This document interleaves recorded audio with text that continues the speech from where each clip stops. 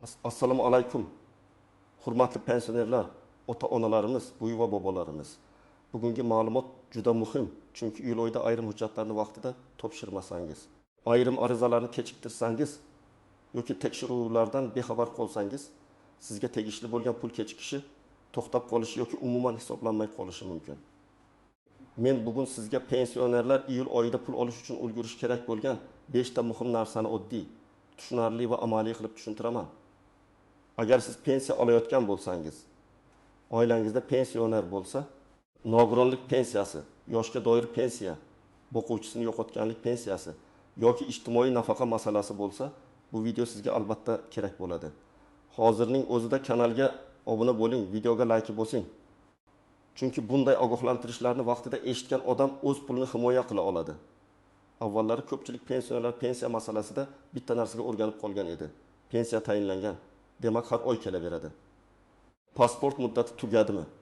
Yashash manzili o'zgardimi? Bank kartasi ishlayaptimi? Nogironlik muddati uzaytirilganmi? Ishlagan yillar bo'yicha qo'shimcha hujjat bormi? Bularning hammasi ko'pincha keyinga surilardi. Odamlar keyin boraman, avgustda ko'raman, bir oy kechiksa ham mayli deb yurishardi. Lekin hozir tizim ancha raqamlashtirilgan. Pensiya jamg'armasi, banklar, mahalla, tibbiy mehnat ekspert komissiyalari, soliq va boshqa idoralar ma'lumotlari bir-biriga bog'lanib boryapti. Bu nimani anglatadi? Agar biror joyda hujjatingizda muammo bo'lsa, tizim avtomatik ravishda to'lovni ushlab turishi yoki qayta tekshiruv talab qilishi mumkin. Masalan, shaxsni tasdiqlovchi hujjat muddati tugagan bo'lsa, karta bloklangan bo'lsa, nogironlik guruhi muddati o'tgan bo'lsa yoki arizada bank rekviziti noto'g'ri yozilgan bo'lsa, pul o'z vaqtida tushmasligi mumkin. Iyul oyining muhimligi shundaki, ko'p hollarda yilning ikkinchi yarmi uchun qayta hisob kitoblar, hujjatlarni yangilash, ayrim toifalar bo'yicha ariza topshirish, sanatoriy kompensatsiya, qo'shimcha to'lovlar yoki imtiyozlar bo'yicha murojaatlar aynan yoz oylarida faollashadi. Shuning uchun men bugun 5 ta asosiy ishni ketma-ket aytaman. Har birini e'tibor bilan eshiting. Chunki bittasi aynan sizning holatingizga tegishli bo'lishi mumkin. Eng birinchi qilinadigan ish shaxsni tasdiqlovchi hujjatingizni tekshirish. Ko'pchilik bu masalaga oddiy qaraydi. Lekin pensiya to'lovi uchun eng asosiy narsa sizning shaxsingiz tizimda to'g'ri ko'rinishi. Agar pasport muddati tugagan bo'lsa, ID kart olinmagan bo'lsa, familiya, ism, otasining ismi yoki tug'ilgan sana biror hujjatda boshqacha yozilgan bo'lsa, muammo chiqishi mumkin. Masalan, bir pensioner otaxonning pasportida ismi Abduvali deb yozilgan, eski mehnat daftarchasida esa Abduvali aka emas. Balki Abduvaliyev familiyasi boshqa harf bilan kiritilgan. Yillar davomida bu bilinmagan.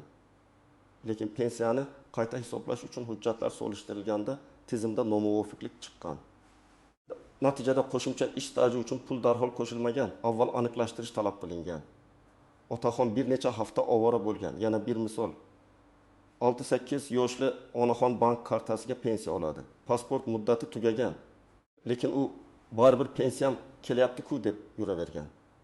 Keyin bankda karta bilan bog'liq operatsiya kerak bo'lganda, hujjat muddati o'tganligi sababli xizmat ko'rsatish cheklangan. Pensiya tushgan. Lekin kartadan foydalanishda muammo paydo bo'lgan. Demak, pul bor, lekin undan vaqtida foydalana olmaydi. Iyul oyida nima qilish kerak? Pasport yoki ID kartangizni qo'lga oling. Amal qilish muddatini tekshiring. Agar muddati tugagan bo'lsa yoki yaqin 2 oy ichida tugasa, darhol migratsiya va fuqarolikni rasmiylashtirish bo'limiga murojaat qiling. Agar yashash manzilingiz o'zgargan bo'lsa, ro'yxatdagi manzil ham to'g'riligini tekshiring. Chunki ba'zi xabarnomalar, chaqiruvlar yoki tasdiqlashlar aynan ro'yxatdan o'tgan manzil bo'yicha yuritiladi. Kimlar alohida xavotir olishi kerak? Birinchidan, pasporti eski bo'lganlar. Ikkinchidan, yaqinda familiyasi o'zgargan ayollar. Uchinchidan, boshqa tuman yoki viloyatga ko'chgan pensionerlar. To'rtinchidan, nogironlik pensiyasi olayotgan va tibbiy qayta ko'rikdan o'tish kerak bo'lganlar. Kimlar uncha xavotir olmasa bo'ladi. Hujjatlar yangi bank kartasi ishlayotgan, manzili o'zgarmagan va pensiyasi muntazam kelayotgan odamlar. Lekin ular ham bir marta tekshirib qo'ysa zarar qilmaydi. Hozir ko'p pensionerlar pensiyani bank kartasi orqali oladi. Bu qulay. Lekin kartaning muddati bloklanishi, PIN kod, SMS xabarnoma, bankdagi shaxsiy ma'lumotlar to'g'riligini tekshirmasangiz. Pul tushsa ham ishlatishda qiynalishingiz mumkin. Ayniqsa iyul oyida kartasi muddati tugayotganlar bunga juda e'tiborli bo'lishi kerak. Masalan, pensioner oyiga 1.200.000 so'm pensiya oladi. Karta muddati iyulda tugaydi. U buni payqamagan. Pensiya hisoblangan, lekin karta orqali yetishda muammo bo'lgan. Banka borganda yangi karta chiqarish uchun vaqt kerak bo'lgan, navbat bo'lgan, yana pasport kerak bo'lgan. Natijada odam o'z pulini o'tkir kun kechikib olgan. Kimdir uchun o'tkir kichik muddat bo'lishi mumkin, lekin dori-darmon, kommunal to'lov, oziq-ovqat uchun yashayotgan pensionerga bu katta muammo. Yana bir holat, karta yo'qolgan. Lekin pensioner banka vaqtida xabar bermagan. Keyin karta bloklangan, yangi karta ochilgan, lekin pensiya jamg'armasidagi eski rekvizitlar yangilanmagan. Natijada keyingi oy to'lov qaytib ketgan yoki aniqlashtirishga tushgan. Bunday vaziyatda odam pensiyam nega kelmadi deb yuradi. Aslida muammo bank rekvizitida bo'ladi. Iyulda nima qilish kerak? Bank kartangizning old tomonidagi muddatni ko'ring. Odatda oy va yil ko'rsatiladi. Agar 07/24 yoki 07/25 kabi iyul oyi yozilgan bo'lsa, shu oy ichida bankka borib yangilash kerak bo'ladi. Telefoningizdagi SMS xabarlar ishlayaptimi? Karta faolmi? PIN kodni bilasizmi? Bank ilovasidan foydalansangiz kirish imkoniyati bormi? Bularni tekshirib qo'ying. Agar naqd shaklda pochta orqali olsangiz, yetkazib berish jadvali, manzil va telefon raqamingiz to'g'riligini aniqlang. Muhim jihat. Pensiya kartasini hech kimga bermang. Ba'zi pensionerlar o'g'lim yechib beradi, qo'shnim biladi. Bankomatdan nevaramni olib keladi deydi. Ishonchli odam bo'lsa ham karta va PIN kod sizning shaxsiy moliyaviy xavfsizligingiz. Agar keyin pul kam chiqsa yoki noma'lum yechimlar bo'lsa, isbotlash qiyin bo'ladi. Men maslahat beraman, agar o'zingiz yura olmasangiz, ishonchnoma orqali qonuniy vakil tayinlang yoki bankdan uyga xizmat imkoniyatlari bor yo'qligini so'rang. Ko'p pensionerlar o'z pensiyasi noto'g'ri hisoblanganini bilmay yuradi. Sababi eski ish joylaridan ma'lumotlar to'liq kirmagan, mehnat daftarchasida yozuvni aniq arxiv hujjati topilmagan yoki ish haqi bo'yicha ma'lumot taqdim qilinmagan bo'lishi mumkin. Iyul oyida ulgurish kerak bo'lgan eng muhim ishlardan biri pensiyani qayta hisoblashga asos bo'ladigan hujjatlarni yig'ish. Masalan, aytaylik bir ayol 30 yil ishlagan, lekin pensiya tayinlanayotganda tizimda 25 yil ish staji ko'ringan. 5 yil eski korxona tugatilgani sababli kiritilmagan. Agar u arxivdan ma'lumot olib kelsa, pensiyasi oshishi mumkin. O'sish 70.000 so'm bo'ladimi? 100.000 so'm bo'ladimi? 300.000 so'm bo'ladimi? Bu ish haqi, staj, lavozim va qonuniy tartibga bog'liq.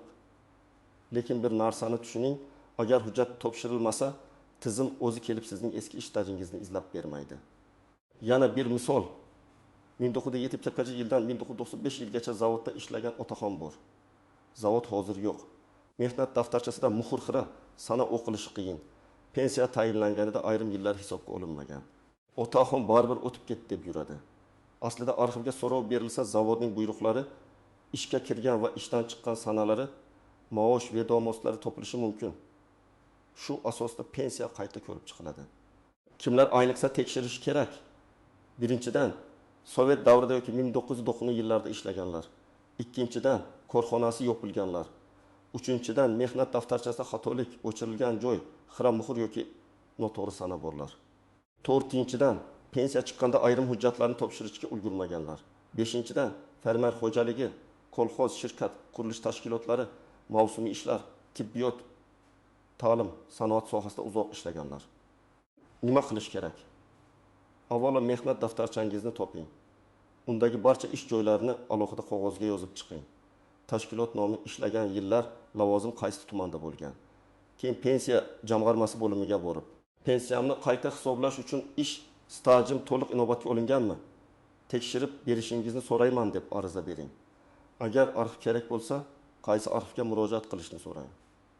Arxivga borganda pasport yoki ID karta, mehnat daftarchasi nusxasi, pensiya, guvohnomasi va ariza kerak bo'lishi mumkin.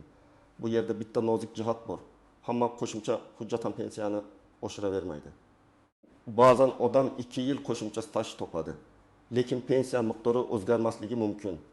Chunki hisoblashda boshqa cheklovlar yoki formulalar bor, lekin tekshirtirish kerak. Chunki sizning huquqingiz bor va ba'zan kichik hujjat ham katta farq beradi. Agar siz nogironlik pensiyasi yoki nogironlik nafaqasi olsangiz, iyul oyida eng muhim masala guruh muddati va tibbiy qayta ko'rik sanasini tekshirish. Ba'zi guruhlar muddatsiz beriladi. Ba'zilari esa ma'lum muddatga tayinlanadi. Agar qayta ko'rikdan o'tish muddati kelib qolgan bo'lsa va siz o'z vaqtida bormasangiz, to'lov to'xtab qolishi mumkin. Masalan, ikki guruh nogironligi bo'lgan fuqaroning muddati 15 iyulda tugaydi. U avgustda borarman deb o'ylaydi. Lekin tizimda muddat tugagani ko'rinadi va keyingi to'lov vaqtida savol tug'iladi. Tibbiy xulosa yangilanmaguncha pensiya yoki nafaqa to'liq davom etmasligi mumkin. Agar keyin hujjatlar tiklansa ham, odam bir muddat pulsiz qolib ketadi. Dori darmon oladigan, parvarishga muhtoj odam uchun bu juda og'ir. Yana bir misol, bolalikdan nogironligi bo'lgan shaxsning ota-onasi hujjatlarini doim o'zlari yuritgan. Bola voyaga yetgandan keyin ayrim tartiblar o'zgaradi. Shaxsiy hujjatlar, bank rekvizitlari. Tibbiy xulosalar yangilanishi kerak bo'ladi. Agar ota-ona buni bilmasa, nafaqa kechikadi, demak. Faqat pensionerning o'zi emas, oiladagi qarovchilar ham hushyor bo'lishi kerak. Iyulda nima qilish kerak? Tibbiy xulosangizni. Nogironlik guruhi belgilangan hujjatni oxirgi ko'rik sanasini tekshiring. Agar muddati yaqinlashayotgan bo'lsa, oilaviy poliklinikaga murojaat qiling. Shifokordan kerakli yo'llanma, tahlillar, mutaxassislar ko'rgi ro'yxatini oling. Hujjatlarni oxirgi kunga qoldirmang, chunki tahlil topshirish, shifokorga kirish, komissiya sanasini kutish vaqt oladi. Kimlar xavotir olishi kerak? Muddati belgilangan nogironlik guruhi borlar, uzoq vaqt ko'rikdan o'tmaganlar, davolanish hujjatlarini yig'maganlar, manzili o'zgarganlar, telefon raqami almashganlar. Kimlar kamroq xavotir olsa bo'ladi? Muddatsiz nogironlik guruhi belgilangan va barcha hujjatlari tartibda bo'lganlar. Lekin ular ham bank kartasi, pasport va shaxsiy ma'lumotlarni baribir tekshirishlari kerak. Bitta muhim tuzoq bor. Ayrim odamlar kasallik tarixi, shifoxona chiqish qog'ozlari, tahlil natijalarini saqlamaydi. Kompyuterda bor-ku deb o'ylaydi. Lekin amalda ko'p vaziyatda qog'oz hujjatlar ham kerak bo'ladi. Shuning uchun barcha tibbiy hujjatlarni papkaga solib qo'ying. Epikris, rentgen yoki UZI xulosasi, tahlillar, shifokor tavsiyalari, dori ro'yxati, avvalgi komissiya qarorlari. Bu sizning nafaqat davolanish, balki pul olish huquqingizni ham himoya qiladi. 5-narsa qo'shimcha yordam. Kompensatsiya va mahalla orqali beriladigan pullarga ariza topshirish. Ko'p pensionerlar faqat asosiy pensiyani biladi. Lekin ayrim hollarda qo'shimcha yordam, moddiy ko'mak, kompensatsiya, sanatoriy yo'llanmasi, parvarish puli yoki mahalla orqali beriladigan yordamlar bo'lishi mumkin. Bularning hammasi hammaga avtomatik berilmaydi. Ko'pincha ariza, hujjat, oila holatini o'rganish, daromadni baholash kerak bo'ladi. Masalan, yolg'iz yashaydigan pensioner bor. Pensiyasi 900 ming so'm yoki 1 million so'm atrofida. U dori darmonga oyiga 34 ming so'm sarflaydi. Kommunal to'lovlar bor. Oziq-ovqat bor. Agar u mahallaga murojaat qilsa, moddiy yordam masalasi ko'rib chiqilishi mumkin. Lekin murojaat qilmasa, mahalla xodimi har bir xonadonga kirib, har bir odamning dori xarajatini o'zi aniqlab chiqishga ulgurmasligi mumkin. Yana bir holat.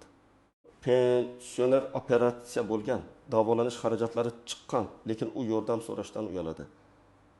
Men hech kimdan so'ramayman deydi. Men bunday odamlarga shuni aytaman. Bu tilanchilik emas. Bu sizning ijtimoiy himoya tizimidagi huquqingiz. Agar qonuniy asos bo'lsa, ariza berishdan uyalmang. Siz umr bo'yi ishlagansiz, soliq to'lagansiz, farzand tarbiyalagansiz. Kerak paytda davlat va jamiyat yordamidan foydalanish tabiiy holat. Iyulda nima qilish kerak? Mahalla fuqarolar yig'iniga boring. O'zingizning holatingizni aniq ayting. Yolg'iz yashaysizmi? Nogironligingiz bormi? Dori xarajati qancha? Uyingizda boshqa daromad bormi? Farzandlaringiz yordam bera oladimi yoki yo'qmi? Ariza yozing. Arizada moddiy yordam ajratish masalasini ko'rib chiqishingizni so'rayman deb yozish mumkin. Agar dori darmon uchun yordam kerak bo'lsa, retsept yoki shifokor tavsiyasini ilova qiling. Agar operatsiya yoki davolanish xarajati bo'lsa, shifoxona hujjatlarini qo'shing. Agar yolg'iz yashasangiz, bu holat mahalla tomonidan tasdiqlanishi mumkin. Qanday hujjatlar kerak bo'lishi mumkin? Pasport yoki ID karta nusxasi, pensiya guvohnomasi, bank rekviziti, tibbiy hujjatlar, daromad to'g'risida ma'lumot. Kommunal to'lovlar yoki xarajatlarni tasdiqlovchi hujjatlar, ariza har bir hududda talab biroz farq qilishi mumkin. Shuning uchun mahalladan aniq ro'yxatni so'rash kerak. Eng muhimi, og'zaki aytib ketmang. Arizani yozma qoldiring yoki elektron murojaat imkoniyati bo'lsa undan foydalaning. Endi eng ko'p uchraydigan xatolar haqida gaplashamiz. Birinchi xato oxirgi kunga qoldirish. Odamlar ko'pincha iyulning oxirida boraman deydi. Lekin siz borgan kuni mutaxassis ta'tilda bo'lishi mumkin. Arxiv javobi 10 kun yoki undan ko'proq cho'zilishi mumkin. Bank kartasi darhol chiqmasligi mumkin. Tibbiy komissiyaga navbat bo'lishi mumkin. Shuning uchun pul masalasida oxirgi kun degan tushuncha bo'lmasligi kerak. Ikkinchi xato faqat telefon orqali so'rab qo'yish. Telefon orqali umumiy ma'lumot olish mumkin, lekin pensiyani qayta hisoblash, nafaqani uzaytirish, moddiy yordam olish kabi masalalarda ko'pincha yozma ariza muhim. Ariza bo'lsa, murojaatingiz ro'yxatga olinadi, javob berish majburiyati paydo bo'ladi. Og'zaki gap esa ertaga unutilishi mumkin. Uchinchi xato hujjatlarning nusxasini saqlamaslik. Siz biror joyga ariza topshirdingizmi? Albatta nusxasini oling yoki rasmga tushirib qo'ying. Arxivga so'rov berdingizmi? Sanasini yozing. Bank rekvizitini topshirdingizmi? Qaysi kuni qaysi xodimga berganingizni eslab qoling. Bu mayda ko'rinadi. Lekin muammo chiqqanda aynan shu ma'lumotlar yordam beradi. To'rtinchi xato mening pensiyam juda kam, baribir oshmaydi deb umidsizlikka tushish. Har doim ham katta o'sish bo'lmasligi mumkin. Lekin ayrim odamlar qo'shimcha staj yoki ish haqi ma'lumotini top pensiyasini sezilarli oshirgan holatlar bor. Agar oyiga 1 ming so'm qo'shilsa ham, yiliga 1 million 200 ming so'm bo'ladi. Bu pensioner uchun dori oziq-ovqat yoki kommunal to'lov degani. 5-xato firibgarlarga ishonish. Men pensiyangizni oshirib beraman, pul chiqarib beraman. Oldindan xizmat haqi bering, kartangizni bering degan odamlardan ehtiyot bo'ling. Pensiya masalasi rasmiy idoralar orqali hal qilinadi. Hech kim sizdan PIN kod so'rashga haqli emas. Hech kim sizning nomingizdan pul yechib, keyin hujjatga kerak edi deyishi mumkin emas. Agar shubhali holat bo'lsa, darhol bankka, mahallaga yoki tegishli idoraga murojaat qiling. Endi men sizga aniq reja beraman. Bugun videoni ko'rib bo'lgach, birinchi qiladigan ishingiz hujjatlaringizni bitta papkaga yig'ing.